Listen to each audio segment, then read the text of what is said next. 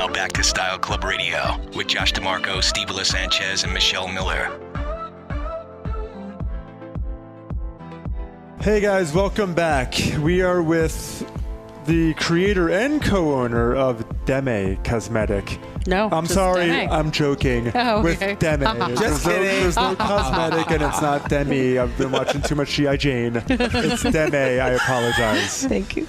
So Cheryl, there's a lot to talk about, and I am like fascinated about what you're doing, and I really am. The way that you're combining dental and cosmetics, two things that everybody seems to be getting done. Mm-hmm. So why not make them together? So I want to know more about you, where this brand came from, where your line, and just tell us all about yourself. Sure. Well, my husband and I had a dental practice for 26 years at Graduate Hospital, Philadelphia, and we were there 26 years, and the hospital gave us a year notice that they were closing. So we had a very seasoned practice. I was a hygienist, and he was a cosmetic and general dentist, and we said, where are we going to go? We have to open up another dental office. And at that time, I was interested in skincare. I was getting skincare. I was getting Botox injections at Jefferson Plastic Surgery, and I loved doing that, and I love teeth. I think it's the real window of health for everyone, from health to beauty with your teeth. So those components became my motivation to create Deme. So when my husband and I discovered that we wanted to have a larger space than what we had, and a more interesting, multidimensional, medical collaborative space, we found the perfect place at 2200 Arch Street. And he said to me, you can do whatever you want, just let me do my dentistry. I said, okay. So I was able to put together clinical skincare, plastic surgery, cosmetic injectables, eyebrow artistry, makeup artists. So I was able to procure these wonderful, seasoned, highly educated, trained practitioners, and they loved the concept. It was such a novel concept. And my husband just said to me, if it all fails, I know my dentistry can float us. So I was like, whew. Always good to have a backup. Yeah, right, because I have to live with this man. So we opened in 2008, and the rest is history. We love what we do, and I'm just very honored to be in Philadelphia, love the city, and to work with people like Robbie. I have wonderful, wonderful go-to-work attitude. It's just a happy place. I love that. What does Deme stand for? It's short for dental medical.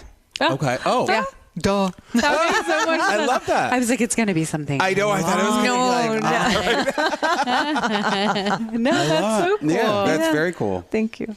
So when you say that you also go into plastics, I feel like being someone who likes to take care of their skin, I think there's kind of a general knowledge in the ether about some of the injectables and other things. But when you guys say that you offer going all the way into plastics, like what are some of the services? Like how far into plastics? Yeah, we go very far.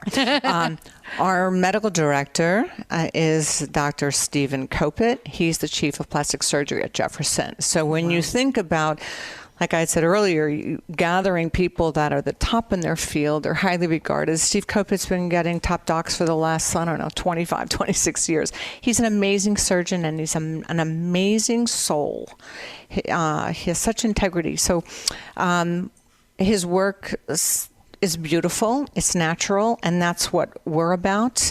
Like Robbie was saying earlier, all this makeup and layering. And if you don't have the basic, beautiful base canvas of the skin, or if you want a facelift and you don't want to look like you're standing in front of a fan, a wind tunnel. I mean, we all see it, and and your lips are entering the room before you are, right? Or your breasts are entering the room before you are. So we really we feel very honored and happy to be with Dr. Stephen Kopit, who does surgeries from total body to total face. Wow. That's great. Yeah, it's great. And he and my husband work really well together in cosmetic dentistry with our nurse injector. I mean, when you have somebody that has a smile and you can see a lot of gum, it's called a gummy smile. And you can utilize a nurse injector or a plastic surgeon to place Botox in those muscles that elevate the upper lip. So when my husband does a full mouth of veneers and they have a gummy smile, he can do only so much, and then that lip gets Botox and it keeps that lip from coming up and exposing that gum. So they really work well together. It's fun. Interesting because you guys are really going into like a holistic approach. Like, I don't think there's anything wrong with getting a little help being the best version of yourself. No, absolutely not. Right? Yeah. So I think in that, being able to say that you guys are looking at the entire person and every aspect of the person, and then simultaneously being able to really thoughtfully address every little bit of that, you know what I mean, is really cool. And it's funny because at first when our other producer, Joe Doc over there, had said, oh, we're going to interview Demi and then they do dentistry and plastic surgery, we were so confused and a little bit baffled. But the deeper you dive into it, the more sense it makes. And it almost seems silly that we were baffled at first, right? Wouldn't you guys agree? I mean, Yeah. No, I and totally now that agree. you're explaining it, like, it makes a lot of sense. But so, go ahead, Steve. I was just going to throw in there that I go to both places, but not at one place. So I've gotten my teeth done because I actually fell and I broke all these teeth, and it's just like surgery after surgery. It was like all these, like, it was a big ordeal since I've been 17 years old. And then I don't like aging. Right. So I don't know. Who does? Right. So I've been, I'm a fan of Botox and some fillers. And it's, it's actually, it's what I wanted to say, that it just throughout my life made me feel so much more confident.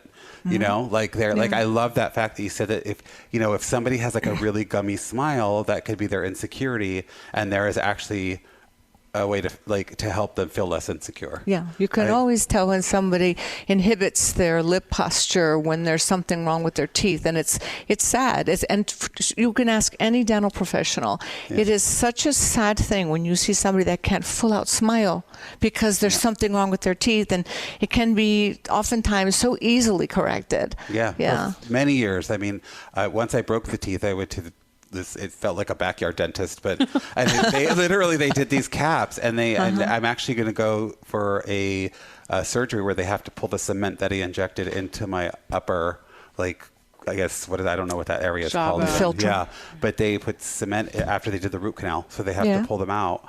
And I mean, it's it's going to be a situation or Cheryl's staring at Steve Illa's face. I know, right now. Yes. I'm looking at it and saying, I know just the right place to go. But my point being, for many years though, it was my gums receded. You could see this black line on the top of and it was like your front teeth, and I just felt very insecure about them. And now that I've had all this work done, it's really made me feel a lot more confident.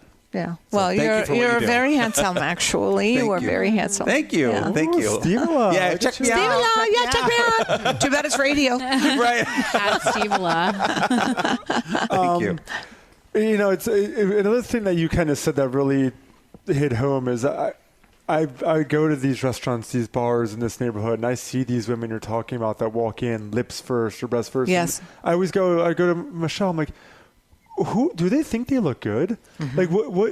There is such a fine art, and even I wouldn't even say a fine line, like a major line between just you have work done and you look no longer human. You look like a cat, or you have work done and you look amazing, And nobody knows. Yeah, right. For me, I always wonder who is the professional that did that, right? Yes, I often say that to myself.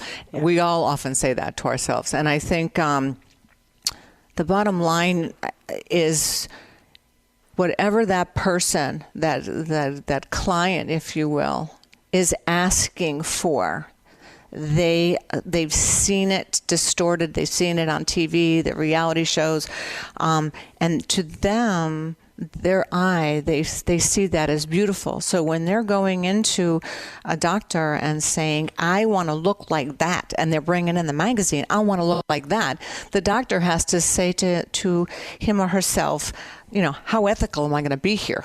Right. Yeah. Yeah. So comes down to they're choosing money over ethics, really. Yeah. Exactly. And also what you said about your partner, integrity. Yes. Yeah. Right? I mean, that's your work going It's a on lot there. of integrity. That's right. That's Right? your reputation. Yeah. That's why 100%. Dr. Kopet and my husband, Tom George, they're successful because they always do the right thing. Yeah. It's easy to do the right thing, really. It really is. I know, right? Yeah. It is. Everyone wants to do the wrong thing. Not everybody. Not me. everybody. I Not wanna do me. the right thing. I want to do the right thing. A lot of people choose the wrong thing. All right, well, that was just the tip of the iceberg with Cheryl. We have a lot more to talk about, and we're going to catch up with you guys right after this break.